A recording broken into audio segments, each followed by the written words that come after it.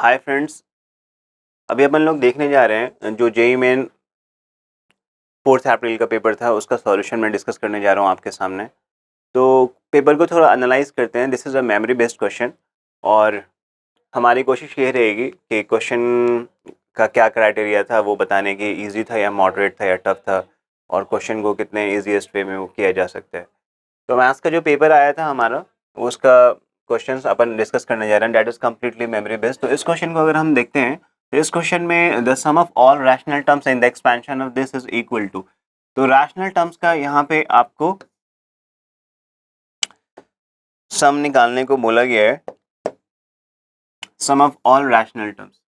तो हमारे पास जो दिया हुआ बाइनोमियल का एक्सपेंशन है वो ये है, जिसमें ये हमारा फर्स्ट टर्म है, ये हमारा सेकेंड टर्म है।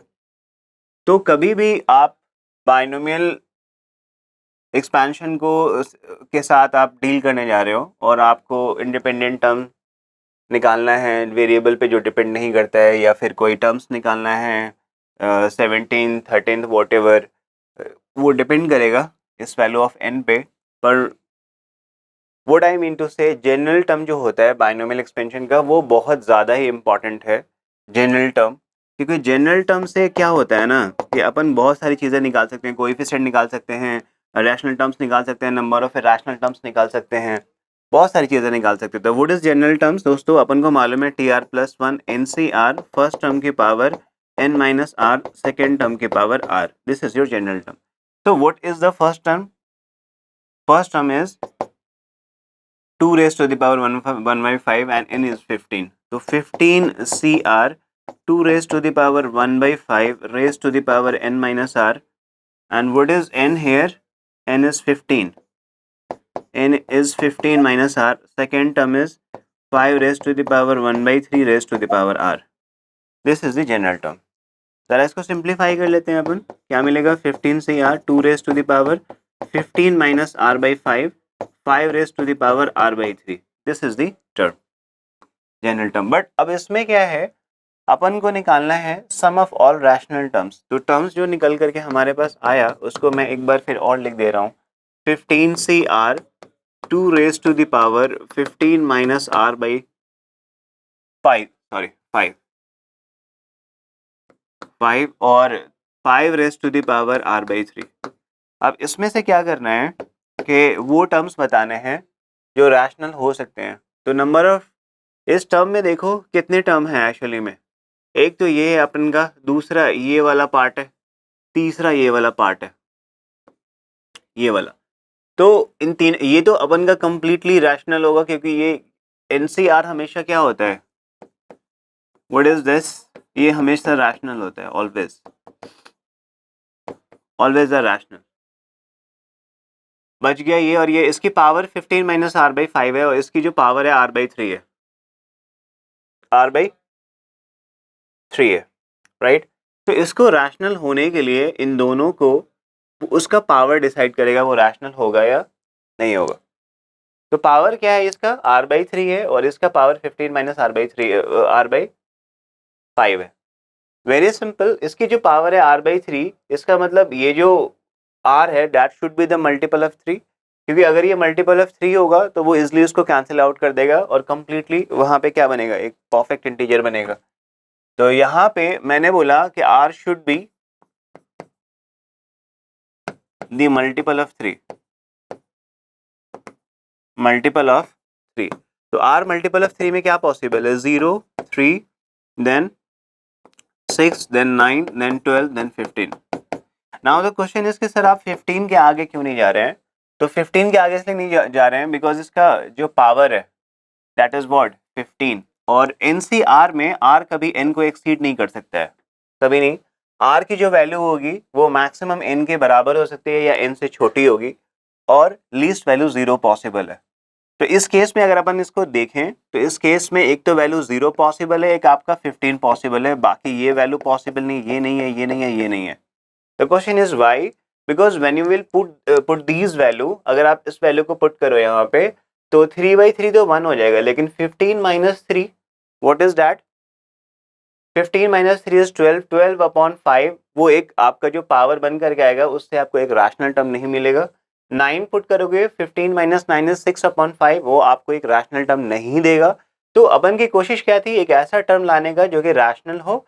तो जनरल टर्म से जो हमें रैशनल टर्म्स मिला वो r इक्वल टू 0 और r इक्वल टू 15 पे मिला। तो जैसे ही आप r इक्वल टू 0 यहाँ पे पुट करेंगे, r इक्वल टू 0 पुट करने पे आपको यहाँ से एक तो टर्म्स पता चल जाएगा कौन सा टर्म है।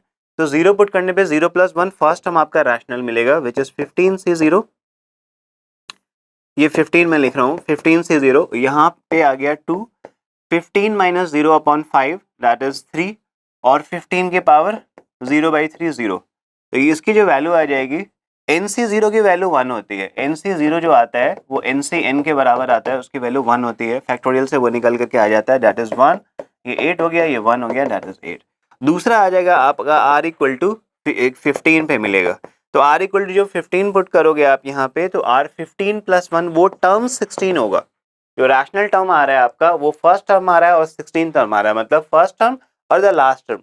अच्छा, नंबर ऑफ टर्म्स अपन कैसे पता करते हैं किसी भी एक्सपेंशन में, तो जो पावर होता है 15 उससे एक ज्यादा नंबर ऑफ टर्म्स होता है। तो नंबर ऑफ टर्म्स कितना होता है, हमेशा n+1 टर्म्स पॉसिबल है।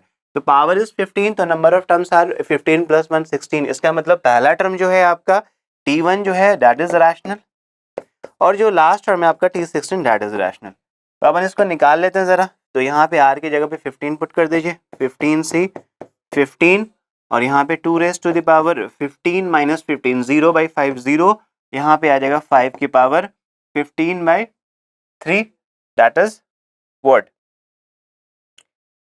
50 r इक्वल टू 15/3 5। तो जब इसको सॉल्व करोगे फिर से 15 से 15 कितना हो जाएगा, ये 1 हो जाएगा। NCN की वैल्यू 1 होती है, ये 1 आ जाएगा और 5 की बार 5 जो आएगा निकल करके वो आ जाएगा आपका, इसको आप ऐसे लिख सकते हो 5 की बार 5 को 125 into 25 and when you will add these two, इसको ऐड करना है इन दोनों को, फर्स्ट टर्म और लास्ट टर्म को, बिकॉज अपन से पूछा गया क्या, सम। तो जब आप ऐड करोगे दोनों को 8 और इन दोनों को मल्टीप्लाई करके you will get this answer. The question is simple और इजी कैटेगरी का क्वेश्चन है, ये आपसे छूटना नहीं चाहिए था, क्योंकि मैथ्स में अगर आप 12 क्वेश्चन 12 से 12 प्लस क्वेश्चंस करके आते हो एटलीस्ट 12, तो 98 परसेंटाइल से ज़्यादा बन जाते हैं इजीली। नेक्स्ट क्वेश्चन है ये दोस्तों। अब अपन के पास यहाँ पे जो निकालने को बोला गया है दैट इज व्हाट डोमेन अपन को निकालने को बोला गया फंक्शन में। तो फंक्शन को अगर आप ठीक से एनालाइज कीजिए तो आपको पता चलेगा यहाँ पे इस फंक्शन में अगर इसको मैं fx मान के चलता हूँ, तो इस फंक्शन में दो टाइप है, एक तो इनवर्स फंक्शन है, इनवर्स है, एक लोगरिथमिक फंक्शन है, दो फंक्शन है। तो इसमें इसको सॉल्व कैसे करते हैं डोमेन के लिए, इसका आप डोमेन निकाल लो D1, इसका डोमेन निकाल लो D2, दोनों का इंटरसेक्शन ले लो, that will be the domain of this function.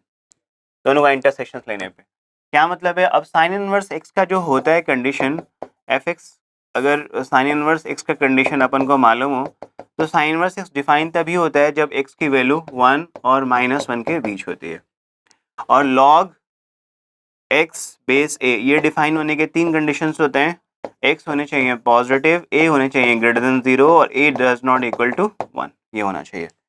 तो इस केस में अगर log वाला पार्ट हम देखें तो log का बेस हमारा कितना दिया हुआ है e, तो बेस जो a है e की वैल्यू कितनी होती है अप्रोक्सीमेटली 2 पॉइंट समथिंग होती है। तो ये दो चीज़ें तो ऑलरेडी सेटिस्फाइड है, तो अपन को यहाँ से जो चेक करना है, एक ये चेक करना है और एक ये चेक करना है, ये वाली चीज़ें।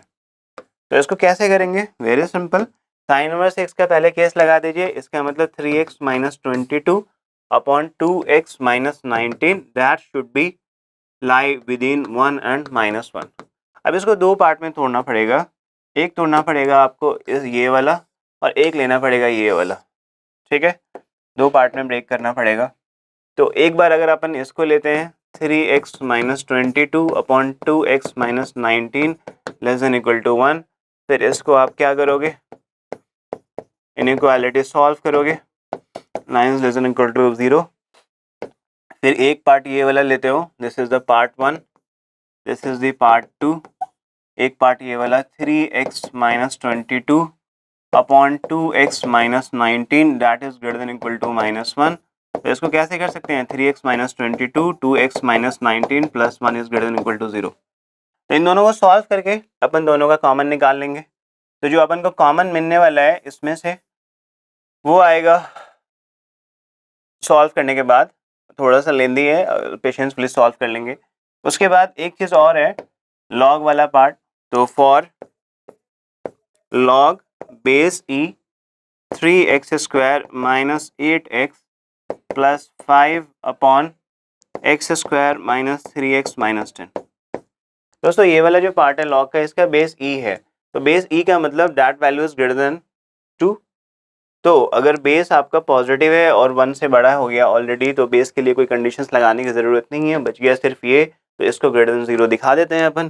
तो ग्रेटर देन 0 का क्या मतलब है यहाँ पे, अरे सर ऐसे कर दो, 3x square minus 8x plus 5 x square minus 3x minus 10 is greater then 0। तो इसको ऊपर सिंप्लीफाई करोगे तो ऊपर वाला भी सिंप्लीफाई हो रहा है। 5 3 is 15, 5 plus 3 is 8, it means 3x square minus 5x minus 3x plus 5। ये कर लेते हैं। फिर नीचे में 5 टू ज़ा, तो x square minus 5x plus 2x minus 10 is greater then 0। तो यहाँ से इसको एक साथ ले लेते हैं, 3x कॉमन, तो x माइनस 1 बाद, मतलब जो आपका फंक्शन था, एक फंक्शन था साइन इनवर्स के साथ और एक फंक्शन था लॉग के साथ, दोनों की हमने अलग अलग कंडीशंस निकाल दिया, दोनों का डोमेन हमने निकाल लिया D1 एंड D2। और जब दोनों का इंटरसेक्शंस निकालेंगे तो that will lie with in 5 to 41/5, इसमें लाई करेगा, 41/5 पे क्लोज आएगा और इस पे आपका ओपन ब्रैकेट आ जाएगा। बट आपसे बोला क्या गया है कि इसका डोमेन ये है, इसका मतलब हो गया कि अपन को इसको कंपेयर करना है किससे, अल्फा कमा बीटा से, राइट। तो अल्फा की वैल्यू कितनी आ जाएगी यहाँ पे, alpha will be equated to 5 and beta will be equated to 41/5। तो alpha is equal to 5 and beta is equal to 41/5। It means what we have to do, अब क्या है, अपन को निकालना क्या था, 3 अल्फा प्लस 10 बीटा। तो 3 अल्फा प्लस 10 बीटा कर दीजिए यहाँ पे। तो 3 अल्फा प्लस 10 बीटा, तो 3 इंटू 5 प्लस 10, 41/5 which is 15, 5 2 जा, तो 2 1 जा 2, 8। ये आ जाएगा आपका 5 plus 2 7, 8 plus 1 9, 97 is the correct answer. तो this is the correct answer. ये क्वेश्चन जो है इजी है लेकिन लेंदी है। तो अपन इस क्वेश्चन को अगर पेपर में अटेम्प्ट कर रहे हैं तो फर्स्ट अटेम्प्ट में मैं बोलूँगा अवॉइड करो, आप सेकेंड अटेम्प्ट में या थर्ड अटेम्प्ट में इसको करो, बिकॉज क्वेश्चन तो बन जाएंगे, 100 नहीं 500% चांसेस है कि क्वेश्चन बन जाएंगे। बट फिर से वही है, सारा स्ट्रेटजी सारा गेम इस चीज़ के अबाउट है कि आप टाइम मैनेज कितना अच्छे से कर पा रहे हो, है ना। ऐसे भी जो मैथ्स होता है वो जो भी ऐसा कहा जाता है कि केमिस्ट्री आपकी सिलेक्शन कराती है और मैथ्स आपका रैंक इंप्रूव कराता है। तो this question is a bit lengthy क्योंकि इसका अलग लगेगा, इसका अलग लगेगा, फिर दोनों का इंटरसेक्शन निकालेंगे, फिर वो डोमेन को इससे कंपेयर करेंगे, तो अल्फा से कंपेयर करके हम निकालेंगे, बीटा को अलग निकाल कर फिर ये कंडीशंस लगाएंगे। तो इसमें तो खैर ज़्यादा टाइम नहीं लगने वाला, ज़्यादा टाइम आपको इसको सॉल्व करके लगेगा। Hope you got this. Next question, next question is this. ये भी हमारा जो क्वेश्चन है ये बिल्कुल इजी कैटेगरी का क्वेश्चन है, ये छूटना नहीं चाहिए। अगर ये हमसे छूट रहा है ना सवाल, तो समझो आपने तैयारी ठीक से नहीं करी है। सारा गेम जो होता है स्ट्रेटजी का ही होता है। अगर आप इस क्वेश्चन को ठीक से पढ़ो तो this is very simple question. उसने बोला alpha comma beta belongs to real number, mean और वेरिएंस आपको दे दिया है, मीन आपका 2 है, वेरिएंस आपकी 33 है और ये आपका ऑब्जर्वेशन है। तो अगर मैं इसको ऐसे लिख दूं ऑब्जर्वेशन को, date is -3 4 7 -6 alpha comma beta, right. और इस ऑब्जर्वेशन का उसने बता दिया है कि मीन जो आपको मिल रहा है डेट इज 2 और वेरिएंस जो मिल रहा है आपका दैट इज व्हाट 33, ये आपको दिया हुआ है। तो उससे आपको बोला गया कि बताइए मीन डेविएशन क्या होगा about the mean, about the mean बोला गया मीन डेविएशन। तो मीन डेविएशन अबाउट मीन की बात करें, मीन डेविएशन अबाउट मीन कैसे लिखते हैं इसको, mean deviation about mean is like this. What is this mean deviation about mean, ये होता है ऑब्जर्वेशन। अगर आपको सिर्फ दिया हुआ है उसका कोई फ्रिक्वेंसी नहीं मालूम है तो उसका सिंपल ऐसे होता है, ऑब्जर्वेशन है ये और इसको कैसे लिखते हैं, हर एक डेटा ऑब्जर्वेशन में से मीन को माइनस करके और टोटल नंबर ऑफ ऑब्जर्वेशन से अपन डिवाइड कर देते हैं, that will give you the mean deviation about the mean. ये था बेसिक कंसेप्ट, बट अपन को यहाँ पे अल्फा बीटा तो मालूम नहीं है, तो सबसे पहले क्या करना पड़ेगा, अल्फा बीटा निकालना पड़ेगा। अल्फा बीटा हम कैसे निकालेंगे? अल्फा बीटा ऑब्वियसली निकलेगा इस दो इंफॉर्मेशन से, मीन और वेरिएंस से। तो मीन हमारा क्या दिया हुआ है, देखें यहाँ पे, मीन इज व्हाट 2। मीन हमारा क्या होता है, total sigma x i upon n which is 2। What is sigma x i? Total sum of observation, sum of observation -3 + 4 कितना हो जाएगा, प्लस का 1 + 1 + 7 + 8 + 8 - 6 2, फिर alpha plus beta, total number of observation 1 2 3 4 5 6 is equal to 2। जरा इसको आप solve कर दीजिए, 2 + alpha + beta is equal to 12, तो अल्फा प्लस बीटा यहाँ से निकल के आएगा 10, इक्वेशन फर्स्ट। आप ठीक से देखो इस चीज को, इसमें दो वेरिएबल हैं अल्फा एंड बीटा जो अपन को चाहिए, क्योंकि ये डेटा तो फीड करना पड़ेगा। अल्फा बीटा जब तक आप फीड नहीं करोगे यहाँ पे, अल्फा बीटा जब तक आप डेटा में रखोगे नहीं, obviously upon mean deviation about ये नहीं निकाल सकते, क्योंकि हर एक ऑब्जर्वेशन से आपको मीन को माइनस करना है, फिर पूरा उसका मॉडुलस लेकर के सम अप करके टोटल नंबर ऑफ ऑब्जर्वेशन से डिवाइड कर देना है, राइट। तो alpha plus beta is equal to 10 है, तो अल्फा बीटा दो वेरिएबल है, इसका मतलब कहीं ना कहीं अल्फा बीटा में जो दूसरा रिलेशन है, दूसरा इक्वेशन है, वो ऑब्वियसली वेरिएंस से मिलेगा। तो व्हाट इज वेरिएंस, यहाँ पे एक बार देख लीजिए, वेरिएंस जो होता है इन टर्म्स ऑफ मीन, वो आता है sigma x i square upon number of observation minus x bar का होल स्क्वायर, ये होता है। तो सिग्मा एक्स आई का स्क्वायर का क्या मतलब हो गया, सारे जितने ऑब्जर्वेशन है सबका स्क्वायर करके ऐड अप कर दो, -3 का होल स्क्वायर 9, 4 का होल स्क्वायर 16 प्लस 49, फिर plus 36 plus alpha square plus beta square upon n कितना है 6, राइट। और एक्स बार कितना है आपका, मीन आपको दिया हुआ है विच इज एक्स बार, तो -2 का होल स्क्वायर, -2 का होल स्क्वायर विच इज 4। तो यहाँ पे जब आप इसको सॉल्व करोगे, वेरिएंस आपको दिया हुआ है 33, तो इसको सॉल्व करोगे अगर पूरा, तो ये हो जाएगा 9 16 + 9 25 25 और 36 और आपका 49, 11 + 9 20 0 2 आ गया, 3 + 2 5 + 2 7 7 + 4 110 110 alpha square plus beta square minus 4 6 24 upon alpha square plus beta square, ये मिला, ठीक है। 1 second, alpha square plus beta square नहीं आएगा, नीचे में 6 आएगा, ठीक है। अब इसको क्रॉस मल्टीप्लाई करके 6 को 33 से, तो 6 into 33 is equal to 110 minus 4, 10 minus 4 is 6 और -2 is 86 plus alpha square plus beta square, ये आ गया। जब इसको सॉल्व करेंगे अपन, तो alpha square plus beta square जो मिल जाएगा यहाँ से, इसको इस तरफ रहने दो, 86 33 into 6 minus 86 that will B, ठीक है, दैट विल बी 52। तो इक्वेशन सेकंड आ गया। तो फर्स्ट एंड सेकंड आपको क्या मिला, एक मिला अल्फा प्लस बीटा की वैल्यू 10 आई थी, और एक आया आपका alpha square plus beta square is equal to 52। These are the two equation, दो इक्वेशन दो वेरिएबल, सॉल्व तो इसको होना ही है ना, दो वेरिएबल है दो इक्वेशन है, सॉल्व तो बिल्कुल होना है। अब यहाँ से अल्फा बीटा को सॉल्व करके निकाल लो, अल्फा बीटा को सॉल्व करके निकालोगे कैसे, फिर से वही चीज़ है, यहाँ से बीटा ले लो, उसको 10 माइनस अल्फा पुट कर दो, तो अल्फा स्क्वायर 10 माइनस अल्फा का whole square is equal to 52। एक क्वाड्रेटिक इक्वेशन बनेगी, अल्फा के दो वैल्यू निकल करके आएंगे, फिर उसको फीड कर दोगे, बीटा की दो वैल्यू निकल के आ जाएगी। बट मैं कहूँगा यहाँ पे इतना ज़्यादा लेंदी करने की जरूरत नहीं है, अगर आप ठीक से देखो इन दोनों इक्वेशन को आपको पता चल जाएगा कि अल्फा बीटा को एक नंबर अपन यहाँ पे वैल्यू फीड करके देखते हैं, तो अल्फा को 4 और बीटा को 6 रखते हैं, तो अल्फा 4 और बीटा 6 कितना हो जाएगा 10, और यहाँ पे अल्फा 4 का मतलब 16, बीटा 36, ये 52 आ जाएगा। इसका मतलब नंबर अगर अपन ने पुट किया तो चीज़ें बहुत फास्ट सॉल्व हो गई और वो अपन कर सकते हैं।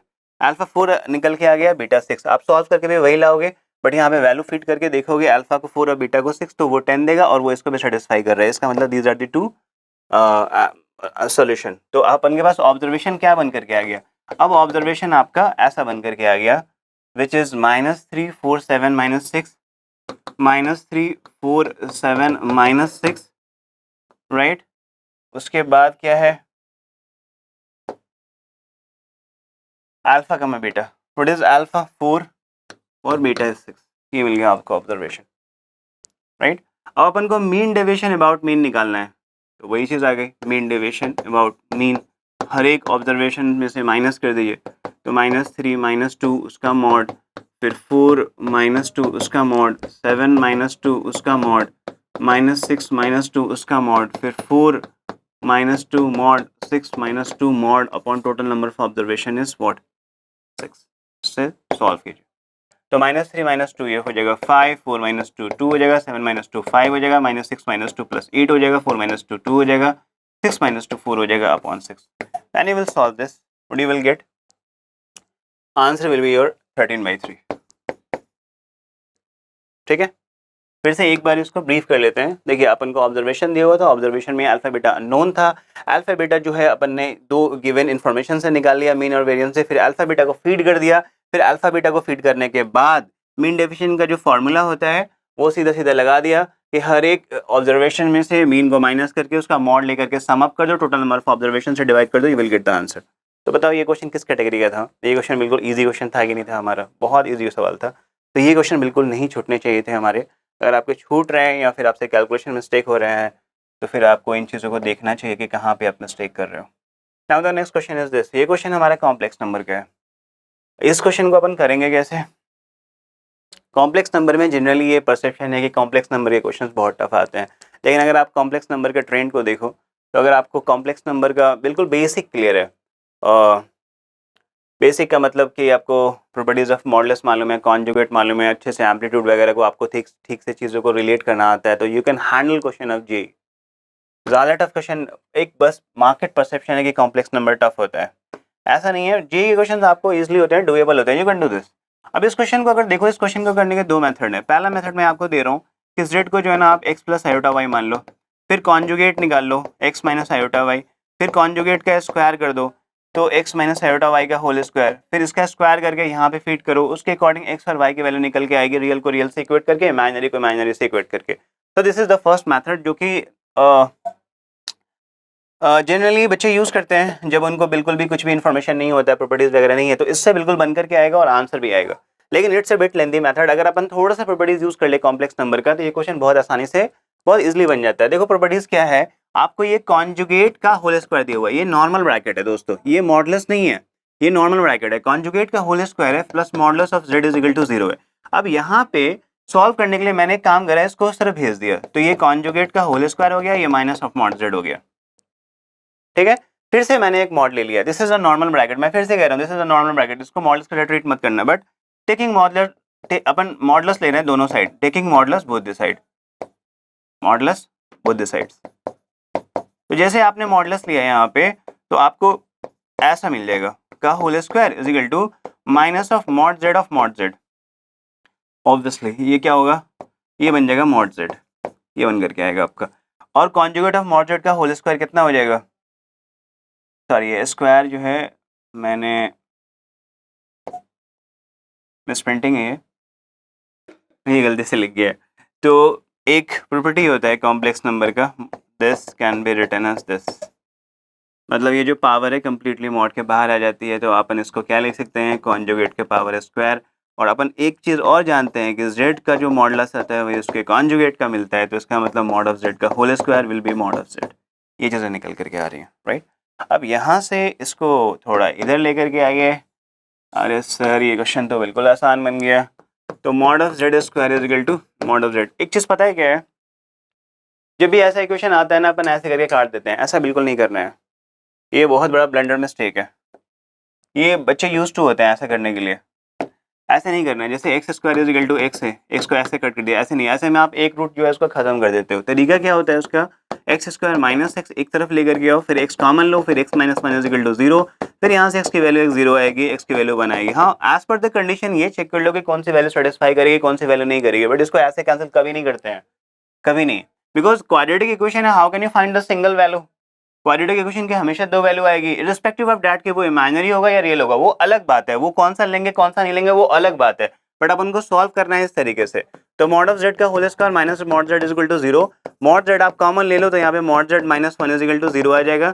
तो इसका मतलब एक mod z is equal to 0 आ गया और एक mod z is equal to 1 मिल गया आपका, राइट। अब यहाँ से देखिए mod z is equal to 0 is not possible, why? According to question solution should be non zero. तो जीरो वाला सॉल्यूशन तो पॉसिबल नहीं है। अब mod z is equal to 1 आ गया, एक ये चीज पॉसिबल आ गया। अब जहां से चले थे फिर से वहां पे एक बार चल के देखते हैं इस वाले इक्वेशन पे। तो फ्रॉम द गिवन इक्वेशन, तो जो आपको दिया हुआ है दैट इज कॉन्जुगेट का होल स्क्वायर, मॉड जेड की वैल्यू 1 आ गया, 0 आ गया। तो इसका मतलब कॉन्जुगेट का whole square is equal to -1, और कॉन्जुगेट का होल स्क्वायर -1 है दोस्तों। तो कॉन्जुगेट की वैल्यू कितनी आएगी? Plus minus under root of -1। फिर से मैं दिखा रहा हूँ यहाँ पे, प्लस माइनस स्क्वायर हटाए हो तो, और अंडर रूट जाएगा तो ये -1 पे जाएगा, राइट। तो आपको मिला conjugate is equal to under root of -1 का plus minus. So we can say that so this is nothing but plus minus iota. तो अगर कॉन्जुगेट प्लस माइनस आयोटा है तो z क्या होगा? z होगा माइनस प्लस आयोटा। इसका मतलब z आ गया आपका ईदर माइनस आयोटा और आयोटा। अब जरा क्वेश्चन पे आते हैं, एक बार फिर से वापस चलते हैं। उसने बोला alpha beta be the sum and product of all non zero solution. Alpha beta हमारा सम और प्रोडक्ट है नॉन जीरो सोल्यूशन का। तो अल्फा बीटा अगर हमारा सम एंड प्रोडक्ट है तो जरा यहाँ पे देखते हैं इसका सम क्या आएगा? अल्फा प्लस बीटा, इसका सम क्या आएगा? Sorry, alpha is the sum, तो जरा इसको सम करना, minus i plus i that is 0 and beta is the product. तो प्रोडक्ट कितना आएगा? Minus i into i which is minus of i का whole square minus of -1 which is +1, right. ये आपको निकल करके आ गया यहाँ से। जब ये दो चीज़ें मिल गया, सम इज 0 एंड प्रोडक्ट इज +1। अब क्वेश्चन पे आते हैं। क्वेश्चन आपसे पूछ क्या रहा है? क्वेश्चन पूछ रहा है 4 इंटू अल्फा बीटा का होल स्क्वायर। क्वेश्चन आपसे क्या कर रहा है? 4 times alpha square plus beta square. अरे ये तो बहुत आसान हो गया बिल्कुल। फाइनली अल्फा की वैल्यू कितनी निकल करके आई? सम अपन को मिला 0, 0 का होल स्क्वायर 0, बीटा कितना मिला अपन का? 1, तो 1 का whole square 1, 4 into 1 that is 4। This is your answer, simple. Question देखिए आप, सिंपल है या नहीं है, बस चीज़ों को प्रोसीड कीजिए, टेक्निकलिटी यूज़ कीजिए, जो उसके प्रॉपर्टीज़ हैं थोड़े मॉडल्स के, थोड़े कॉन्जुगेट के। तो मैं यही कह रहा था कि कॉम्प्लेक्स नंबर का एक मार्केट में नेगेटिव परसेप्शन है। कॉम्प्लेक्स नंबर इतना टफ पूछा नहीं जा रहा है सच, स्पेशली जेईई मेन में। जेईई मेन में तो अब तो क्वेश्चन का स्टैंडर्ड काफ़ी लो हो गया है। ज़्यादातर क्वेश्चन अगर आपको प्रीवियस ईयर एडवांस के करे हुए हैं और मेन के, तो आप you can handle almost all question handle कर सकते हो। फिर बाकी चीज़ें जो हो जाती हैं उस पर डिपेंड करती है कि आपका टाइम मैनेजमेंट कैसा है। तो the answer is what? Answer is 4। Next question. Next question is let this sum of the maximum and minimum values of the function this। सम निकालना है maximum and minimum value the function का। तो fx आपको given क्या है? 2x square minus 3x plus 8 upon 2x square plus 3x plus 8। फिर से मैं एक चीज कह रहा हूँ, इसको करने के दो मेथड है, दो मेथड से अपन इसको सॉल्व कर सकते हैं। एक तो मैक्सिमम मिनिमम लगा करके, मैक्सिमम में इसको डिफरेंशिएट करो, 0 के बराबर पुट करो, फिर उसको वहाँ से पॉइंट्स निकालो, क्रिटिकल पॉइंट्स, फिर वहाँ से सेकंड डेरिवेटिव निकाल करके फिर उसको फीड करो। तो वो फिर से वो प्रोसेस बहुत ज़्यादा लेंदी है। बट अगर आप इस क्वेश्चन को ठीक से देखो तो आपको एक चीज़ समझ में आ जाएगा कि maximum and minimum value of the function और x belongs to real number type चीज़ें दी गई है। आर माइनस समथिंग होगा बिकॉज यहाँ पे डिनोमिनेटर भी है, और आई थिंक कि ये जो डिनोमिनेटर है, 1 सेकेंड, मेमोरी बेस्ड क्वेश्चन है ये। तो डिनोमिनेटर जो है बी स्क्वायर माइनस 4ac, तो बी स्क्वायर कितना है? 9 4a इंटू सी। नहीं ठीक है, डिस्क्रिमिनेंट इसका क्या होगा? लेस देन 0 होगा, तो ये ऑलवेज पॉजिटिव होगा, 0 पॉसिबल ही नहीं है। तो ठीक है, रियल नंबर। मुझे लगा ये 0 पॉसिबल, 0 हो सकता है कहीं पे। तो जहाँ पे ये क्वाड्रेटिक 0 होता है वहाँ पे आर माइनस उस टर्म को कट करके हटा देते हैं बिकॉज वो डोमेन के पार्ट में नहीं आ सकता था। लेकिन इस क्वेश्चन में बोला गया sum of the maximum minimum value of this. तो इनडायरेक्टली इस क्वेश्चन का रेंज निकाल लो, क्वेश्चन का रेंज निकाल लो। रेंज निकालने से पता चल जाएगा उसके मिनिमम वैल्यू क्या है, मैक्सिमम वैल्यू क्या है। और जैसे मिनिमम मैक्सिमम वैल्यू आपको मालूम हो गई, राइट, तो वो उस वैल्यू को m/n से कंपेयर कर लो, और जो आपका न्यूमरेटर m से न्यूमरेटर कंपेयर कर लो, n से डिनोमिनेटर को, दोनों को ऐड कर दो, वो आपका आंसर हो जाएगा। एक बार करके देख लेते हैं करके कैसे करना है। ये आपको मालूम है। रेंज के लिए क्या करते थे, याद करो, रेंज निकालने का तरीका क्या था? रेंज निकालोगे आप तभी जब आपको डोमेन मालूम है। क्या डोमेन मालूम है? Yes sir. डोमेन क्या दिया हुआ है? X belongs to real number, ये आपको दिया हुआ है। X belongs to real number है तो मैं हमेशा कहता हूँ y को fx के बराबर मान लो, y को fx के बराबर मानो यहाँ पे, that is 2x square minus 3x plus 8 upon 2x square plus 3x plus 8। Multiply कर दो इसको इससे, मल्टीप्लाई करके y into 2x square plus 3x plus 8, 2x square minus 3x plus 8।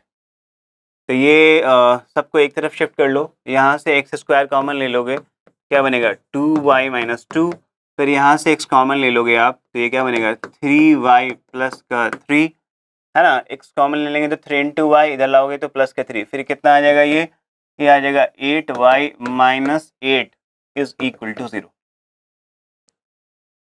Is equal to 0। Yes, ये आपको बन करके आएगा क्वाड्रेटिक। अब यहाँ पे x किसको बिलोंग कर रहा है? रियल नंबर को। क्वाड्रेटिक किस में है? x में है। समझना बात, बेसिक क्वाड्रेटिक का कंसेप्ट है, क्वाड्रेटिक इन x, और x बिलोंग कर रहा है रियल नंबर को। कुछ भी पॉसिबल है इसका सॉल्यूशन, इसका मतलब ऑब्वियस सी बात है इसका डिस्क्रिमिनेंट क्या होगा? ग्रेटर देन 0 होगा, ग्रेटर देन इक्वल टू 0 होगा, right. Greater than equal to 0 करा दो तो b square minus 4ac greater than equal to 0, b का रोल ये प्ले करेगा, ए ये हो जाएगा, सी ये हो जाएगा, तो 3y plus 3 whole square minus 4 2y minus 2 8y minus 8 is greater than equal to 0, ये बना, राइट। अब इसको सॉल्व करना है थोड़ा, तो इसको देखो सॉल्व करने के 2-3 तरीके हैं। फिर से पूरा सिंप्लीफाई कर लो, पूरा सिंप्लीफाई कर लो, ब्रेक कर दो क्वाड्रेटिक को, फिर y में लाओ, फिर सॉल्व करो। बट मैं इसको ऐसे सॉल्व करके दिखा रहा हूँ, देखिएगा 3y प्लस 3 का होल स्क्वायर, और यहाँ से आप 8 कॉमन ले लीजिए, जरा 8 कॉमन ले लीजिए, और यहाँ से 2 कॉमन ले लीजिए, तो 2 4 इंटू 2 y माइनस 1, यहाँ से 8 कॉमन ले लीजिए, y माइनस 1, ये 8 है, ग्रेटर देन इक्वल टू 0।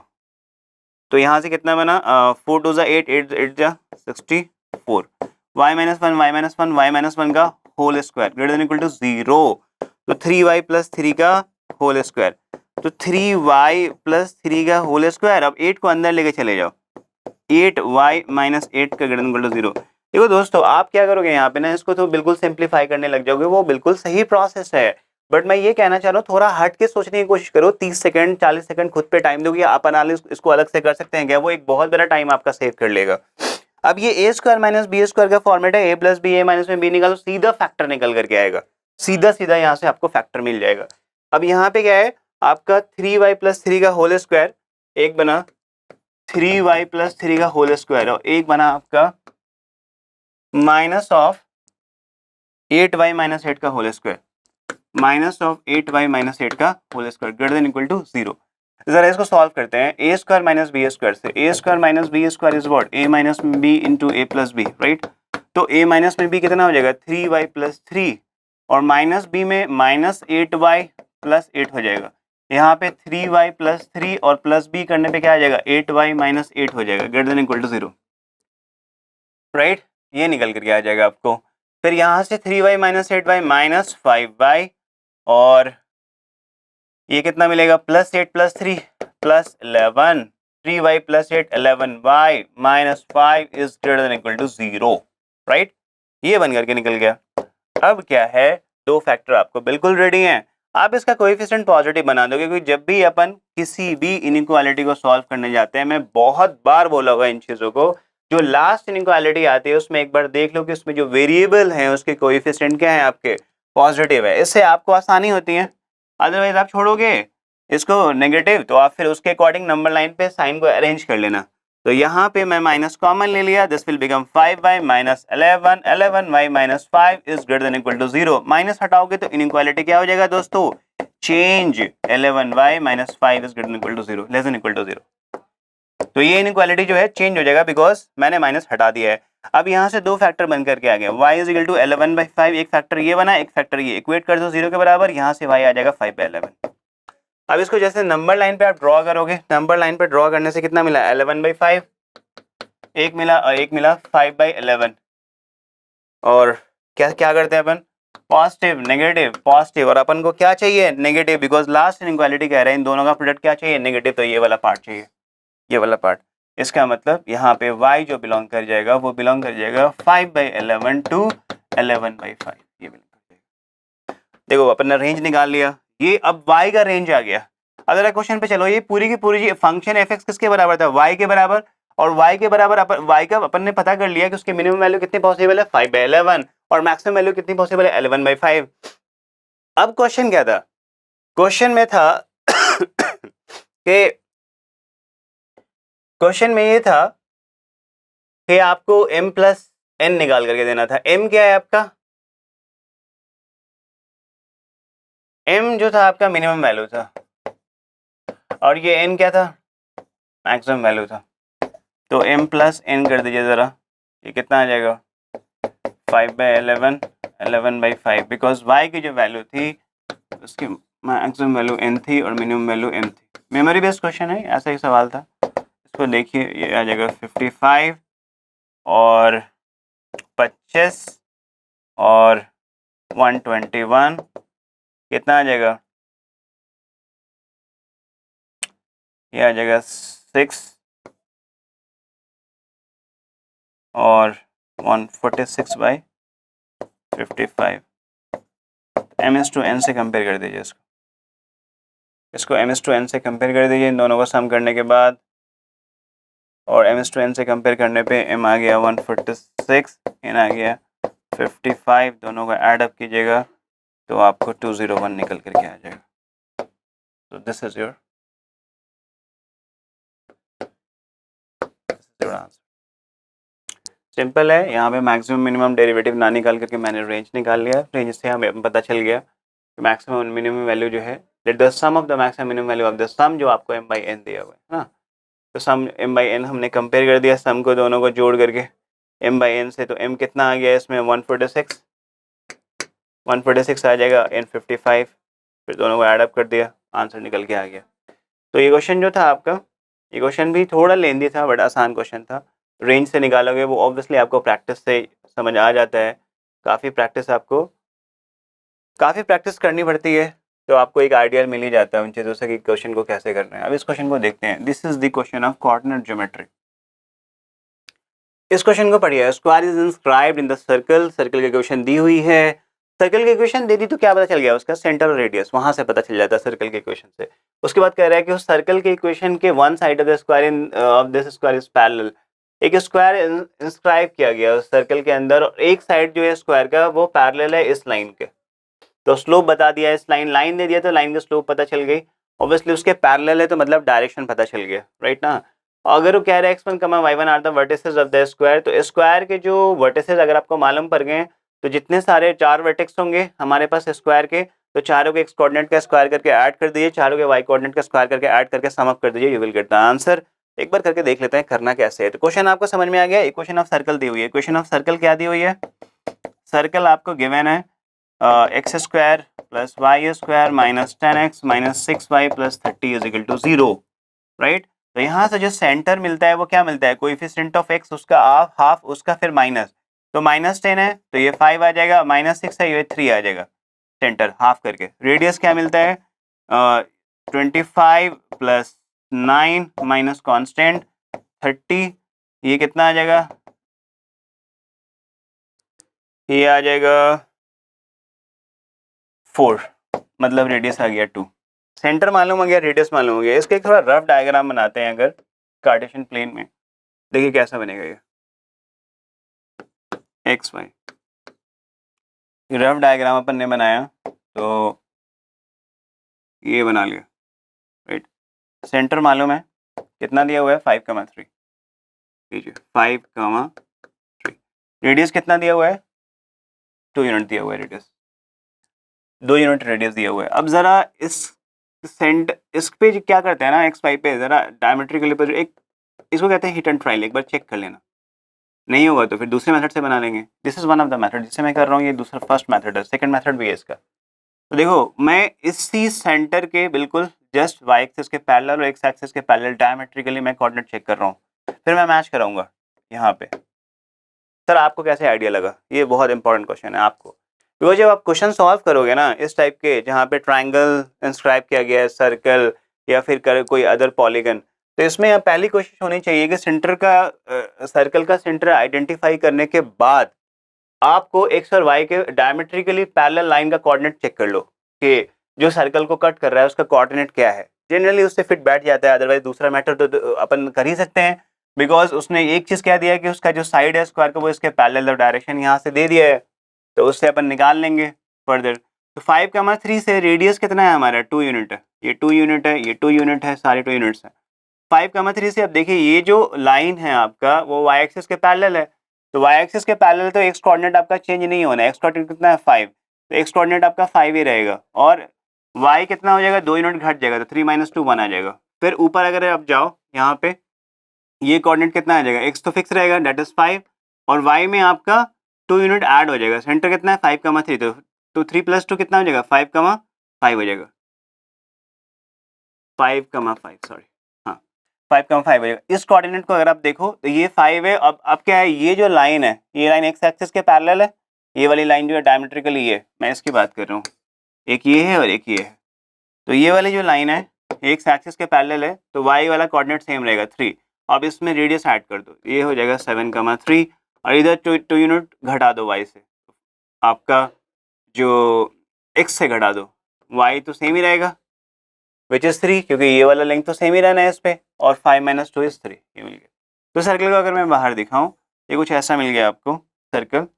मैं बस ये कर रहा हूँ कि सेंटर आपको मालूम है, ये कोऑर्डिनेट आपको मिल गया 7,3, ये कोऑर्डिनेट आपको मिल गया 5,5, ये कोऑर्डिनेट मिल गया आपको 5,1, ये कोऑर्डिनेट मिल गया आपको 3,3।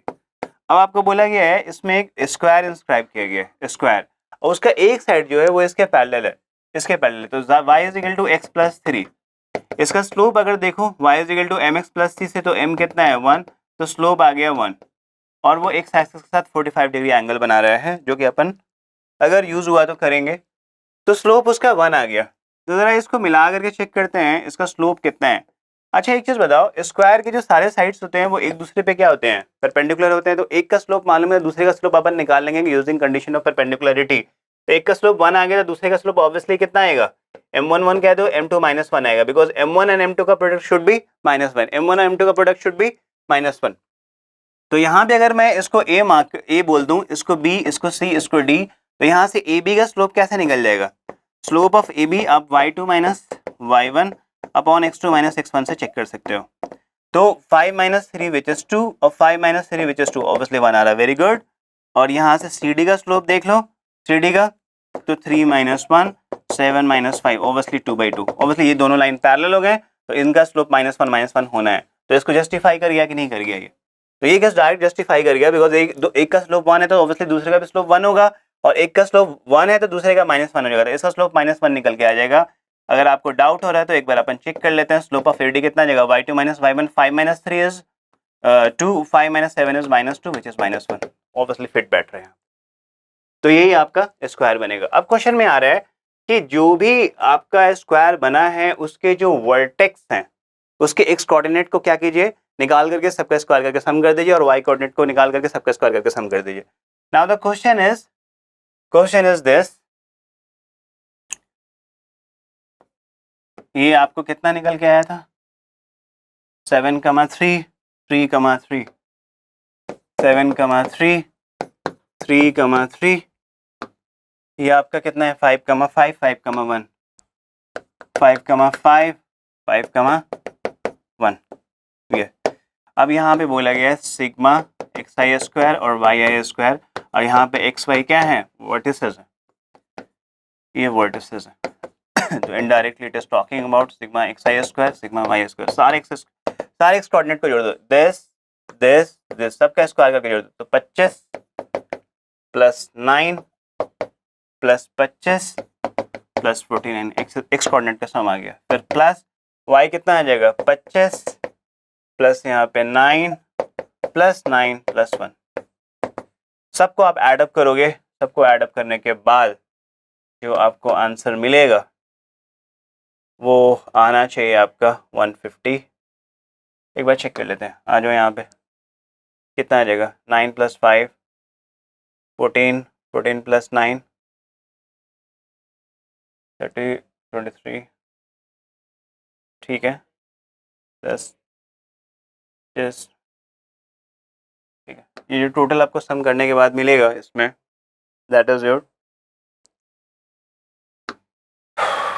152 मिलेगा। This is the correct answer.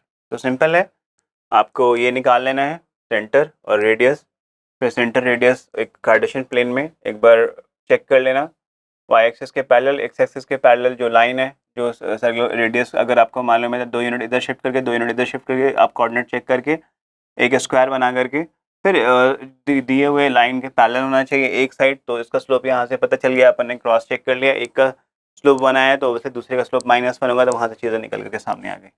दूसरा मेथड एक और है, उससे भी आप कर सकते हो, सेंटर मालूम हो गया, रेडियस मालूम हो गया चीज़ें, और एक साइड इसके पैरेलल है, एक साइड इसके पैरेलल है, तो अपन क्या करेंगे, इसका स्लोप यूज़ करके और फिर वहाँ से इसका स्लोप यहाँ से निकाल करके, राइट, फिर अपन यहाँ पे कंडीशंस लगा देंगे कि वो उसके पैरेलल है लाइन के, तो डायरेक्शन आपको मालूम है, फिर उससे आप चीज़ों को निकाल करके सारे साइड्स निकल जाएंगे। तो it's a bit lengthy process में आपका टाइम ज़्यादा चला जाएगा। अब ये क्वेश्चन देखिए, ये क्वेश्चन जो है अगर आप ठीक से देखो पढ़ोगे कि if 2 and 6 are roots of the equation ax² + bx + 1 and the quadratic equation whose roots are 1/2 a + b and 1/6 a + b, ठीक से देखो, ये 10th क्लास का सवाल है कि नहीं है, 10th क्लास का सवाल है, जेईई में आया है, लिटरली बता रहा हूँ मैं।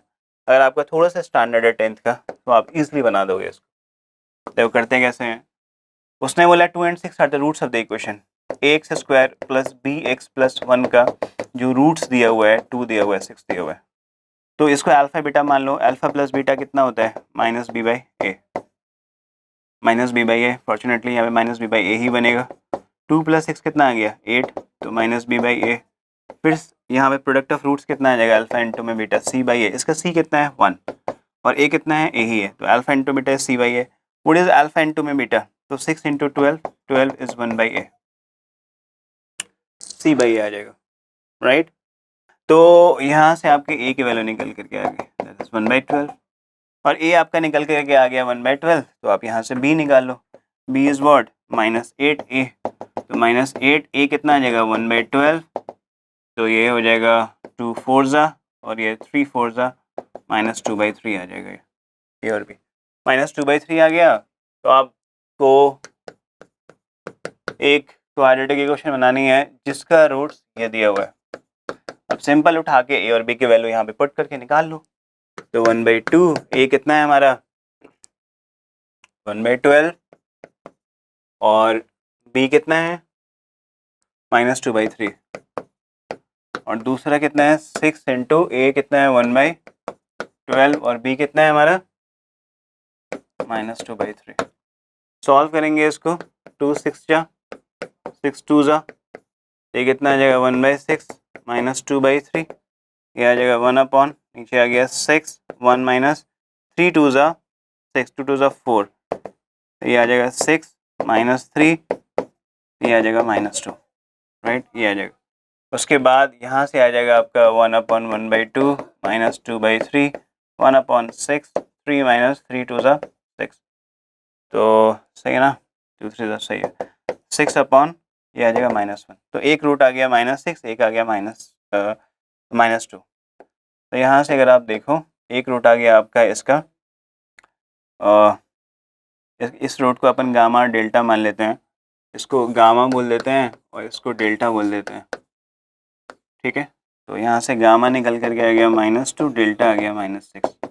अब बताओ, दो रूट्स मालूम है तो क्वाड्रेटिक इक्वेशन क्या बन जाती है, x² gamma plus delta minus gamma plus gamma into delta is equal to 0, मतलब x² minus sum of roots plus product of root is equal to 0। तो यहाँ से अगर देखोगे तो सीधा सीधा ये आंसर है, बिकॉज इन दोनों का सम कितना मिलेगा -6 और -2 का सम दैट इज -8, और यहाँ पे साइन क्या करना है माइनस, तो this is the correct answer. तो इस क्वेश्चन का स्टैंडर्ड देखो, ये क्वेश्चन 10th क्लास का है कि नहीं, पूछ लिया है जेईई में, आप वहाँ पे नर्वस हो जाते हो, टाइम मैनेज नहीं करते हो और उसको सिली मिस्टेक करके आ जाते हो, छोटी छोटी गलतियाँ हो जाती हैं, इन चीज़ों से बचो। अगर ये सब सवाल अपन नहीं करके आएंगे, मैं बार बार कह रहा हूँ, इतने क्वेश्चन 10 से 12 क्वेश्चन ऐसे मैथ्स में होते हैं जो आराम से किए जा सकते हैं, और 10 से 12 क्वेश्चन अगर आप कर लो मैथ्स का, तो आई थिंक मैथ्स का कोटा पूरा हो जाता है। आपको फिर दूसरे सब्जेक्ट पे ध्यान दे करके अपने रैंक को, परसेंटाइल को इम्प्रूव करना चाहिए, राइट। नेक्स्ट क्वेश्चन है आपका ये वाला, let ABC be a triangle. I think ये यहाँ पे ऑप्शंस नहीं है, इंटीजर टाइप है। ABC be a triangle if P1 P2 P3 P4 are 5 points on side AB। ठीक है, बना देते हैं ऐसे। दिस इज A, जो कह रहा है कर दो, जो कह रहा है वो कर दो, क्योंकि एक रफ आपके दिमाग में ज्योमेट्री होनी चाहिए। P1 P2 P3 P4 P5 points, 5 point side AB, मतलब 5 पॉइंट जो है P1 P2 P3 P5 जो है कोलिनियर है। P1 P2 P3 P5, फिर आपका ये किस पे लाई कर रहा है? AB पे। फिर P6 P7 P8 से लेकर के P11, ये आपका लाई कर रहा है BC पे। फिर यहाँ से P12 P13 P14 P15 से लेकर के P18 किस पे लाई कर रहे हैं?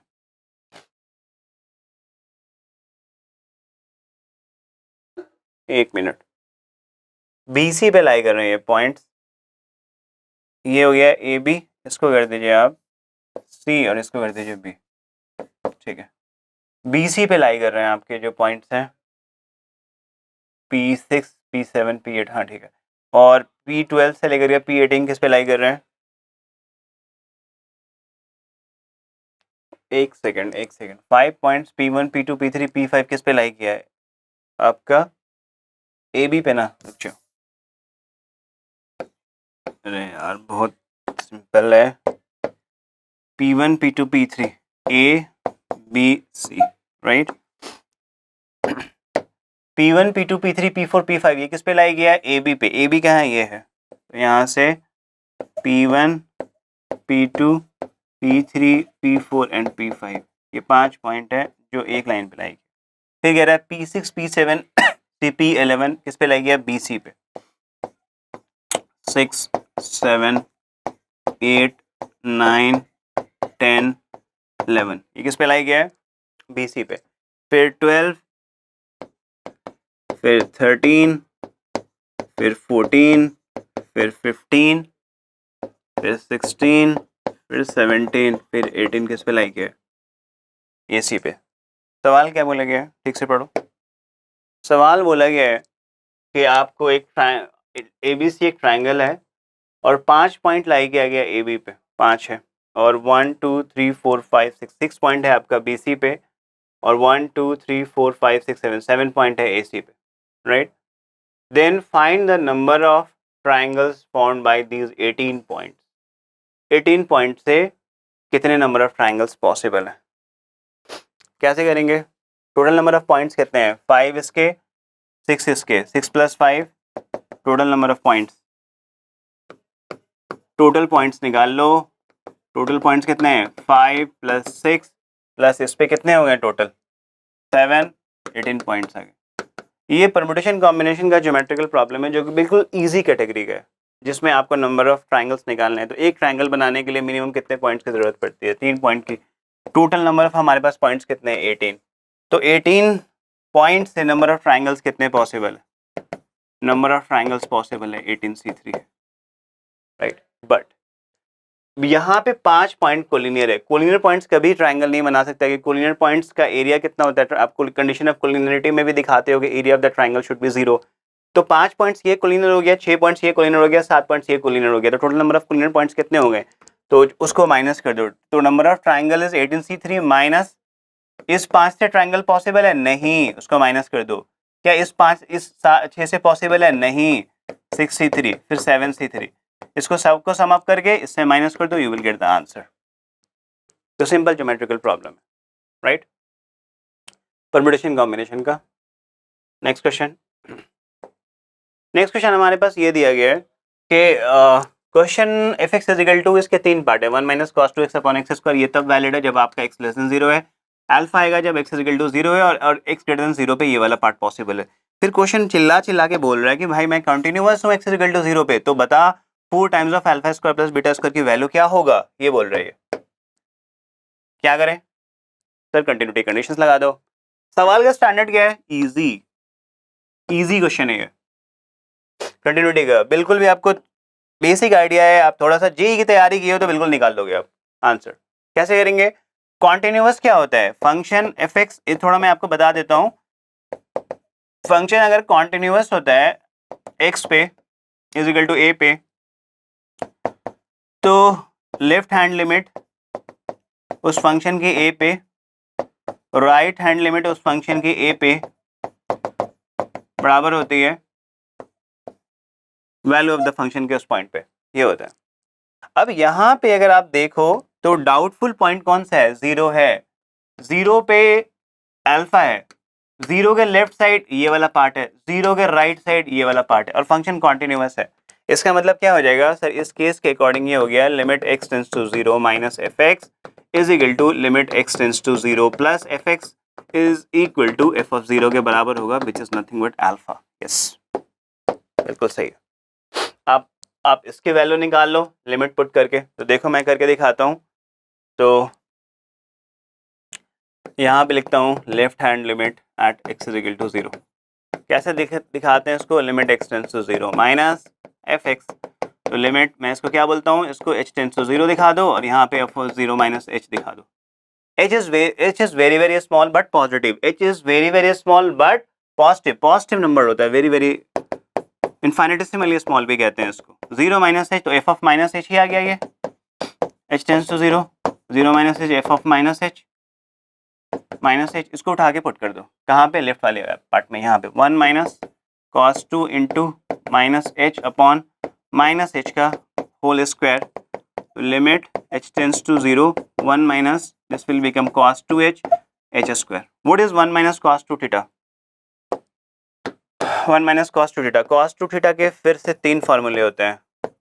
Cos square theta minus sine square theta, two cos square theta minus one, और one minus two sine square theta. इस तीन के अलावा भी होता है cos theta, cos two theta tan के साथ भी रिलेट होता है, साइन टू थीटा के साथ भी रिलेट होता है। बट एक्चुअली में अपन को ये तीन का यूज जो है बहुत ज़्यादा वाइडली यूज किया गया है, बहुत ज़्यादा इंटीग्रेशन में भी बहुत ज़्यादा यूज होता है ये वाला पार्ट एक दूसरे से रिलेट होकर के। खुद से सोचो one minus cos two theta को क्या लिख सकते हो? तो मैं ऐसे लिख सकता हूँ क्या? लास्ट वाले इसको इससे इक्वेट करो, cos two theta one minus two sine square theta. Two sine square theta को पकड़ के एक तरफ लेते हो और इधर लिख दो one minus cos two theta, right?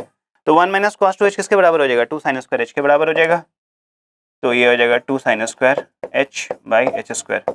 अब खुद से देखो, इसको ऐसे लिख सकते हो क्या? साइन एच बाई एच का whole square. Would is sine x by x जब limit x tends to zero है।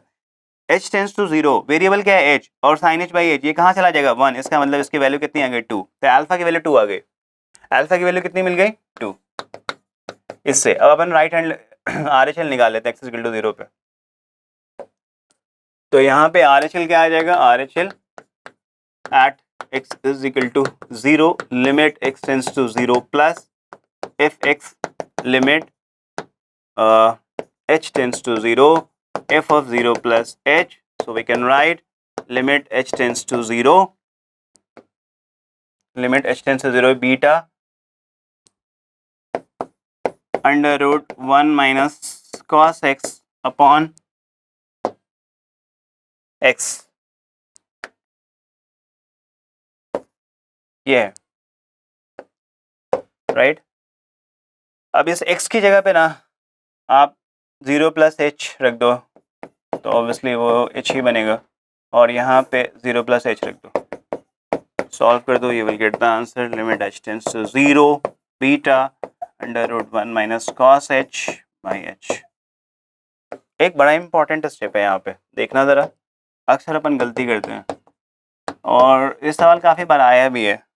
Beta under root 1 minus cos x को क्या लिखा जा सकता है? अभी लिखा हमने टू साइन स्क्वायर एच हो जाएगा ये, 1 minus cos H two sine square H upon कितना हो जाएगा? ये एच हो जाएगा।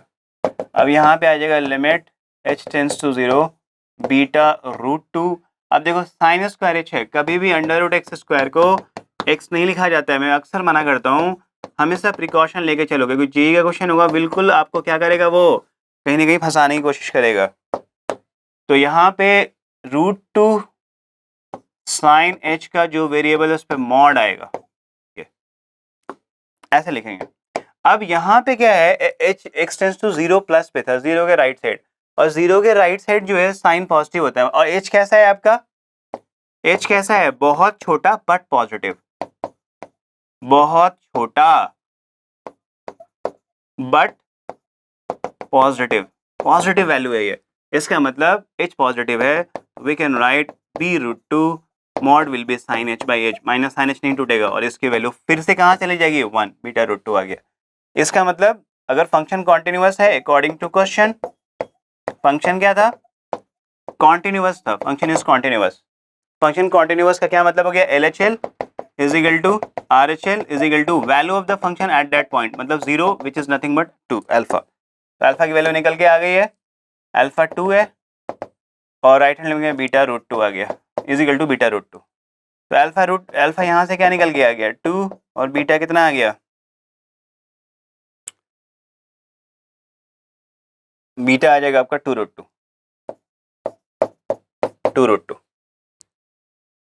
ठीक है। तो बीटा 2√2 आ गया, राइट। तो अपन को क्या चाहिए था, 4 times alpha square plus beta square, तो अल्फा का स्क्वायर कितना हो जाएगा 2 का होल स्क्वायर, 2√2 का होल स्क्वायर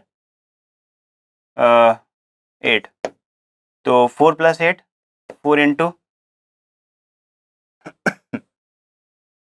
4 प्लस 8 कितना आ जाएगा, 4 प्लस 8 4 इंटू 12 48 आ जाएगा, सॉरी 48 आंसर। तो दोस्तों ये पूरा सॉल्यूशन था जेई के क्वेश्चंस का, 4 अप्रैल वाले का मैथ्स का पूरा सॉल्यूशन था जो मैंने आपको बना करके दिया है, और ये मेमोरी बेस्ड है क्वेश्चन, अभी क्वेश्चन ऐसा सच आए नहीं हमारे पास। आफ्टर कंप्लीटिंग दिस जेई के बाद मैं क्या करूँगा, कंपाइल करके आपको एक अच्छा सा दूंगा जिसमें पूरा कोऑर्डिनेट ज्योमेट्री वेक्टर थ्योरी एक साथ होगा, कैलकुलस पूरा एक साथ होगा, अलजेब्रा पूरा एक साथ होगा। मैं जेई मेन का पूरा पेपर होने के बाद कंपाइल करके पूरा सोल्यूशन अच्छा से आपको तैयार करके दूंगा। अगर आपको सही लगा तो प्लीज़ लाइक कर दीजिएगा। Thank you so much, thank you.